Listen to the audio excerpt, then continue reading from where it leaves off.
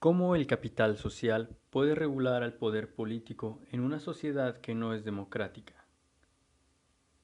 En la actualidad, se observa al gobierno mexicano, incluso desde el mirar de otros países, como la figura de Leviatán propuesta por Hobbes, que gobierna con casi total absolutismo, haciendo uso de los recursos que le fueron conferidos, ignorando leyes, ignorando la voluntad de la ciudadanía manifestada mediante propuestas e inconformidades del capital social positivo que existe, y otras dirigiendo la fuerza violenta de los recursos militares y policíacos en contra de dicho capital, con el fin de que ese gigante con poder monopolizado deje de ser molestado. Sergio Aguayo afirma que en los últimos 20 años México dejó de ser un país presidencialista y centralista. Grandes porciones de poder se lo apropiaron las élites, ya sea tradicionales o nuevas, entre las que se encuentran los cárteles, los gobernadores, los líderes sindicales, los multimillonarios y los partidos políticos. Las cifras exhibidas por Sergio Aguayo en su texto Chilangos y Mexiquenses muestran que, a mayor capital social positivo, menores niveles de violencia y mejores gobiernos existen. Cuando una persona centra sus deseos en acción colectiva que se institucionaliza, se crea un capital social positivo. En México, el acceso a la información y la libertad de expresión han permitido un fortalecimiento relativo del capital social. Sin embargo, su crecimiento ha sido desigual o se ha frenado por las élites que, salvo algunas excepciones, han roto el lazo entre las instituciones que deberían ser el puente entre sociedad y gobiernos. Por lo general, los partidos se alían con las élites mientras los organismos públicos o los consejos ciudadanos son controlados por quienes gobiernan, transformándose en bonitos pero irrelevantes floreros. Como prioridades de la sociedad organizada, debe estar alentar a la ciudadanía, centrar su conciencia, reflexión y energía en organizaciones que nutran el capital social, difuminar los tapones estructurales a la participación ciudadana que logre el predominio del capital social positivo sobre el negativo. El capital social puede regular al poder político a raíz de las siguientes circunstancias. Número 1. Ante la defensa de los derechos humanos fundamentales que por alguna ley y de forma indirecta se vean afectados. Graciela, originaria de Monterrey, tiene el síndrome de Lennox-Gastaut, una especie de epilepsia que ocasiona espasmos muy complejos. Esta fue la causa por la que su padre, Ricardo Elizalde, interpusiera un amparo para que su hija pudiera consumir cannabis con fines medicinales. Paralelo a lo anterior, simpatizantes del PRD iniciaron desde diciembre de 2015 una campaña para recolección de firmas con el fin de proponer una iniciativa ciudadana en pro del consumo medicinal y recreativo de la marihuana. Finalmente, el 21 de abril del presente año, el presidente Enrique Peña Nieto envió al Senado una iniciativa de reforma a la Ley General de Salud y al Código Penal Federal en la que propone legalizar la marihuana para usos medicinales y terapéuticos, además de permitir su investigación. Número 2. Ante la falta de transparencia en procesos de investigación en los que hay violación de derechos humanos.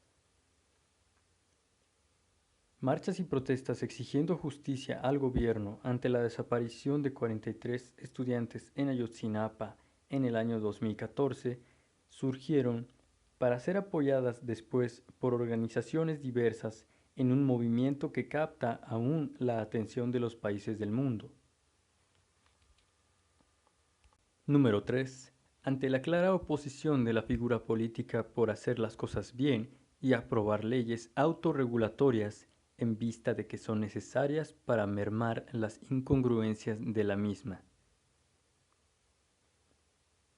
Se refleja la participación activa del capital social positivo en todo el camino que ha comprendido el impulso y defensa de la propuesta de ley 3 de 3 como agregado a las reformas al sistema anticorrupción.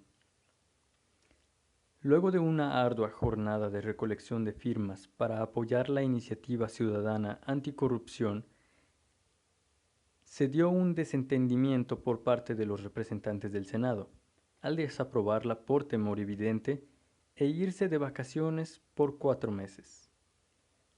La respuesta al descontento de lo sucedido fue inmediata, generando la exigencia de los ciudadanos a un periodo extraordinario para aprobar la Ley 3 de 3.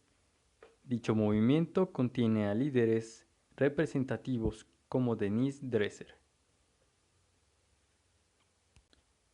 Número 4. Cuando el sistema político no funciona y es evidente la inexistencia de la democracia. Otro ejemplo claro de líderes que actualmente están defendiendo los ideales de Ciudadanos es Pedro Kumamoto, quien ha demostrado que el capital social positivo no tiene que pertenecer a los sistemas tradicionales para cobrar terreno en el ámbito político y de esta forma promover el cambio desde afuera hacia adentro. Idealmente, acciones como esta contribuyen a iniciar un efecto dominó con el resto de la población, quienes, gracias a que además de que ya no son habitantes con el mismo tipo de mentalidad sumisa que en los inicios de la antidemocracia instaurada por el PRI, son testigos de que con acciones concretas, es decir, tomar iniciativa y tener convicción en el cambio que hace falta, se pueden impulsar grandes cambios en el poder político. Falta mucho por recorrer. En materia de derechos humanos y justicia, por ejemplo, aún se ve una larga brecha entre lo que se dice por parte del gobierno, las acciones que dice que hace en pro de sus ciudadanos y lo que se hace. Lo anterior se refleja claramente en asuntos críticos, como la ley que recientemente fue aprobada en el mes de abril de 2016, la cual establece que cuerpos militares pueden catear sin necesidad de orden judicial, entre otras cosas. Además de casos de cero transparencia como los desaparecidos de Ayotzinapa. Aunque aún falte mucho por recorrer, podemos concluir. Los mecanismos a los que recurre la ciudadanía ante la defensa de sus derechos contra la opulencia del poder político son muy variados, pero en cada uno se observa una organización conjunta de las personas. Aunado a lo anterior, ya es imposible tapar las atrocidades e injusticias que son cometidas o ignoradas por miembros de la figura absolutista del gobierno mexicano, debido a la presencia de las tecnologías de comunicación como el Internet. Los ojos de países influyentes a nivel mundial están puestos sobre la situación que día a día se vive en México, además de muchos medios dominantes en el terreno de la noticia. Tal es el caso del periódico The Guardian. Por otro lado, la presencia incansable de líderes como Pedro Kumamoto, Denise Dresser, Carmen Aristegui en los medios de comunicación, entre otros, hacen ver evidente el despertar progresivo de los ciudadanos. Debido a estas razones y a que se está viviendo cada vez más el crecimiento de capital social positivo, es posible afirmar que México está recuperando el poder que le ha sido mermado por el leviatán político.